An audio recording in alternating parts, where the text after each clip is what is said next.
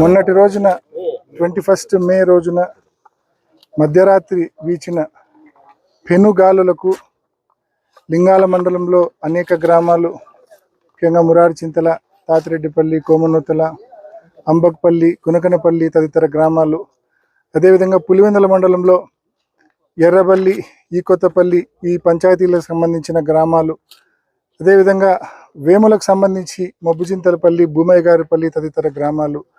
ఈ గ్రామాల్లో భారీ ఎత్తున అరటి పంట నష్టం వాటిల్లింది. పెద్ద ఎత్తున గాలులు సృష్టించిన బీభత్సం వలన దాదాపు ప్రాథమిక అంచనాల ప్రకారం ఈ గ్రామాల్లో 2000 ఎకరాలకు సంబంధించిన అరటి చెట్లు పూర్తిగా నేలమట్టమైన పరిస్థితి మనం చూస్తూ ఉన్నాం. ఇప్పటికే రైతులకు వ్యవసాయం అనేది అనేక సవాళ్లతో కూడిన పరిస్థితి. నీళ్ళ సమస్య ఒక పక్కన, నీళ్ళ సమస్యను అధిగమిస్తే గిట్టుబాటు ధరల సమస్య ఒకవైపు. ఒక వారం బాగుంటే 3 వారాలు గిట్టుబాటు ధర ఉండదు.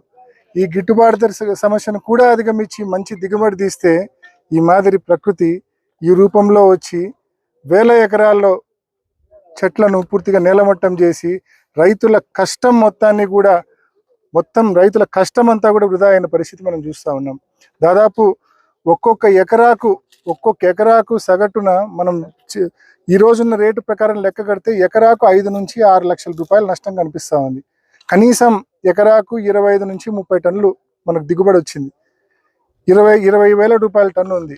అంటే ఏ రకంగా చూసినా కూడా 5 నుంచి 6 లక్షల రూపాయలు పర్ ఏకర్ రైతుకు సంబంధించి నష్టం వాటిల్లింది. అంటే ఈ మాదిరి దాదాపు 2000 ఎకరాలకు సంబంధించిన నష్టం. అంటే ఎంత భారీ నష్టమో దాదాపు ఒక్కసారి ప్రతి ఒక్కరు కూడా ఆలోచన చేయమని నేను కోరుతా ఉన్నాం. ముఖ్యంగా ప్రభుత్వాలు ఇటువైపు చూడమని చెప్పి గట్టిగా కోరుతా ఉన్నాం. ముఖ్యంగా ప్రభుత్వం ముందుకొచ్చి తక్షణమే ఇన్పుట్ సబ్సిడీని చెల్లించే కార్యక్రమం చేయాలా ఒకటి. రెండోది పంటల బీమా కూడా తప్పనిసరిగా ప్రతి రైతుకు కూడా, నష్టపోయిన ప్రతి రైతుకు కూడా పంటల బీమా చెల్లించాల్సిన అవసరం, బాధ్యత ప్రభుత్వం పైన ఉన్నాయి. గడిచిన సంవత్సరంలో మార్చి 2025లో మార్చి 2వ తేదీ 2025లో కూడా ఇదే తరహాలో భారీ నష్టం వాటిల్లింది. అప్పుడు ఆ రోజు వెదర్ స్టేషన్స్లో అరటి weather based crop insurance scheme కింద కవర్ అవుతా ఉంది అరటి పంట. ఈ weather based crop insurance scheme కేవలం ఆటోమేటిక్ వెదర్ స్టేషన్స్ ఏవైతే ఉన్నాయో అవి గాలి వేగాన్ని రికార్డ్ చేస్తాయి. సో ఇంత వేగంతో గాలి వీచి చెట్లు పడిపోతే అప్పుడు పంటల బీమా కవర్ అవుతుంది అని చెప్పి దానికి రూల్స్ ఉన్నాయి, పంటల బీమాకు సంబంధించిన రూల్స్. కానీ దురదృష్టవశాత్తు మార్చి 2025లో వీచినప్పుడు కూడా అప్పుడు చెక్ చేస్తే వెదర్ స్టేషన్స్ పనే చేయడం లేదు. రైతుకు బీమా రావాలంటే వెదర్ స్టేషన్స్లో రికార్డ్ అయ్యే గాలి వేగమే ప్రామాణికం. పోనీ అక్కడ గాలి వేగం ఎంత రికార్డ్ అయిందో వెదర్ స్టేషన్స్లో చూద్దామంటే అక్కడ ఆ వెదర్ స్టేషన్స్ పనే చేయడం లేదు. 2025లో మార్చిలో జరిగినప్పుడు కూడా వెదర్ స్టేషన్స్ రికార్డు తీస్తే నాట్ అప్లికబుల్ అని చెప్పి ఏ వెదర్ స్టేషన్లో ఈ మాదిరి నష్టం జరిగిన ఏ గ్రామానికి సంబంధించిన వెదర్ స్టేషన్లో తీసినా కూడా నాట్ అప్లికబుల్, అంటే గాలి వేగమే రికార్డు కాలేదనేది స్పష్టమవుతా ఉంది.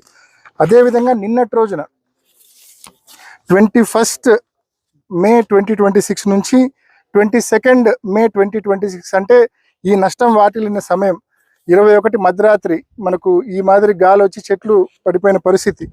మరి ఆ టైంలో కూడా ఆ 24 అవర్స్లో కూడా ఒక్కసారి ఆ 24 అవర్స్కి సంబంధించిన వెదర్ స్టేషన్స్కి సంబంధించిన గాలి వేగం ఒకసారి చెక్ చేస్తే లింగాల 21 km/h స్పీడ్లో ఇక్కడ రికార్డ్ అయింది.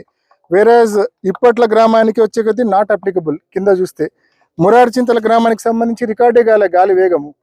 ఒకవైపు ఏమో వెదర్ స్టేషన్లలో గాలి వేగమే రికార్డు కాలేదు, మరోవైపు ఇక్కడ చూస్తే 100 ఎకరాల్లో భారీ నష్టం, ప్రతి ఎకరాకు లక్షల రూపాయల నష్టం. మరి ఈ మాదిరి ఈ మాదిరి వెదర్ స్టేషన్స్ పనిచేయకపోవడం వలన, గాలి వేగం నమోదు కాకపోవడం వలన రైతులకు బీమా ఇవ్వకుండా ఉండడము సవ్యమేనా అని చెప్పి ప్రభుత్వాన్ని నేను ప్రశ్నిస్తా ఉన్నా.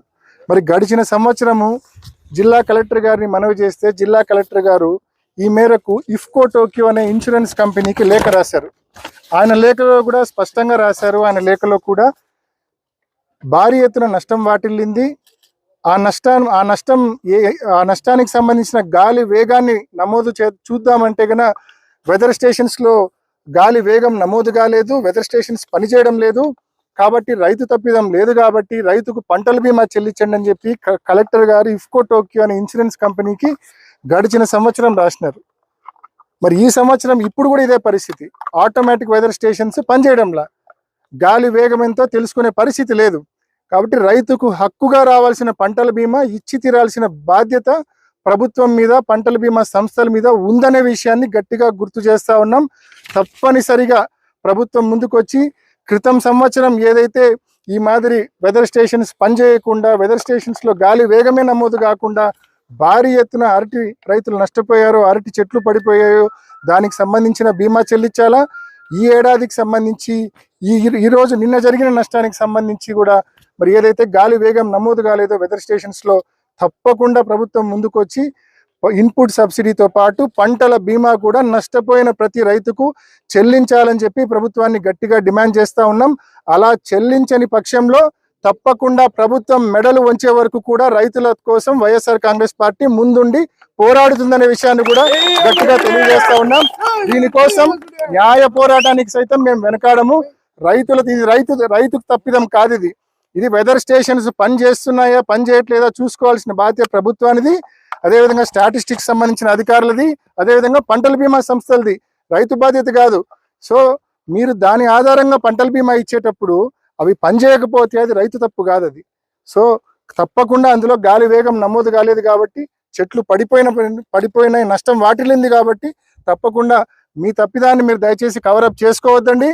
తప్పకుండా ముందుకొచ్చి ప్రతి రైతుకు కూడా పంటల బీమా చెల్లించమని చెప్పి అధికార పార్టీని గట్టిగా డిమాండ్ చేస్తూ ఉన్నాం. అదేవిధంగా ఈ జిల్లాకు సంబంధించి, ఈ నియోజకవర్గానికి సంబంధించిన నాయకులను కూడా మేము మనవి చేస్తూ ఉన్నాం. అధికార పార్టీ నాయకులను మేము మనవి చేస్తూ ఉన్నాం. ఈ ఏదైతే గాలి వేగాన్ని ఈ గ్రామాలకు సంబంధించిన వెదర్ స్టేషన్స్ రికార్డు చేయలేకపోయిందో అది రైతులకు సంబంధించిన తప్పు కాదు, అది అధికారులకు సంబంధించిన వైఫల్యము. ఆ డివైజెస్, ఆ స్టేషన్స్ పనిచేస్తున్నాయో లేదో చూసుకోవాల్సిన బాధ్యత వాళ్ళది. కాబట్టి పని చేయలేదు కాబట్టి, గాలి వేగం రికార్డు కాలేదు కాబట్టి రైతులను దానికి బాధ్యులు చేయకుండా తప్పకుండా ప్రభుత్వం ముందుకొచ్చి స్థానిక నాయకులు కూడా చిత్తశుద్ధితో ప్రభుత్వం దృష్టికి తీసుకెళ్లి ప్రతి రైతుకు కూడా పంటల బీమా వచ్చే దిశగా స్థానిక నాయకులు కూడా ఖచ్చితంగా కృషి చేయాలని చెప్పి గట్టిగా అందరినీ డిమాండ్ చేస్తూ ఉన్నాం. వెదర్ బేస్డ్ క్రాప్ ఇన్సూరెన్స్ స్కీమ్కి సంబంధించిన గైడ్ లైన్స్లో గాలి వేగం అనేది పూర్తిగా గాలి వేగము 40 కిలోమీటర్లు 50 కిలోమీటర్ల పర్ అవర్ వేగంలో గాలి వీచి అది వెదర్ స్టేషన్లో రికార్డ్ అయ్యి చెట్లు పడిపోతేనే మేము పంట బీమా ఇస్తామని చెప్పి ప్రభుత్వాలు ఇస్తున్న సర్క్యులర్స్లో ఉన్నాయి. కానీ అది రైతుకు నిజంగా మీరు చెప్పింది వాస్తవం. వెదర్ స్టేషన్ ఎక్కడో 5 కిలోమీటర్ల దూరంలో ఉంటుంది. అక్కడేమో నిజంగానే తక్కువ గాలి వీచిండొచ్చు. కానీ ఈ పాయింట్లో, నష్టం జరిగిన పాయింట్లో మాత్రము పెద్ద ఎత్తున గాలి వచ్చి, పెను గాలి వచ్చి చెట్లన్నీ నేలమట్టం అయిపోయింటాయి.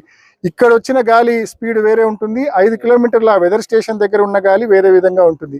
అక్కడ రికార్డు చేసిన గాలిని బేస్ చేసుకుని ఇక్కడ మేము నష్టపరిహారం, మేము ఇన్సూరెన్స్ పంటల బీమా ఇవ్వమనడం అన్యాయం. కాబట్టి తప్పకుండా ముందుకు వచ్చి గైడ్ లైన్స్ కూడా మారాల్సిన అవసరం ఉంది. అంటే రైతు గాలుల వలన చెట్లు పడిపోయినాయా లేదా. ఇప్పుడు మనం యాక్సిడెంటల్ ఇన్సూరెన్స్ ఉంది, సహజంగా మనం చూస్తూ ఉన్నాం.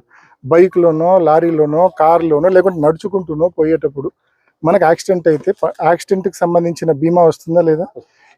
ఇంత స్పీడ్లో బైక్ గుద్దితేనే వస్తుంది, ఇంత స్పీడ్లో లారీ గుద్దితేనే వస్తుంది, ఇంత స్పీడ్లో జీపు గుద్దితేనే వస్తుందని లేదు కదా. మనిషి అక్కడ చనిపోయినాడా లేదా అనేదే ప్రామాణికం, అంతేనా.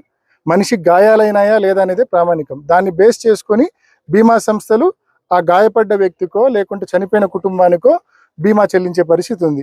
అదేవిధంగా ఇక్కడ కూడా వ్యవసాయానికి సంబంధించి కూడా చెట్లు పడిపోయినాయా లేదా అనేది ప్రామాణికంగా తీసుకున్నప్పుడు మాత్రమే, చెట్లు పడిపోయినాయా లేదా, ఇంత స్పీడ్తో గాలి వీచి పడిపోతేనే ఇస్తామండము కరెక్ట్ కాదు. చెట్లు పడిపోయినాయా లేదా అనేది మాత్రమే ప్రామాణికంగా తీసుకొని, ప్రభుత్వాలు ప్రామాణికంగా తీసుకొని బీమా చెల్లించే పరిస్థితి వచ్చినప్పుడే తప్పకుండా ఈ మాదిరి విపత్తు వచ్చినప్పుడు రైతుకు అంతో ఇంతో న్యాయం జరిగే అవకాశం ఉంటుంది. కాబట్టి ఆ దిశగా ప్రభుత్వాలు ఆలోచన చేయాలా, ఆ దిశగా ఆచరణలోకి తీసుకొని రావాలని చెప్పి మనం చేస్తా ఉన్నాం.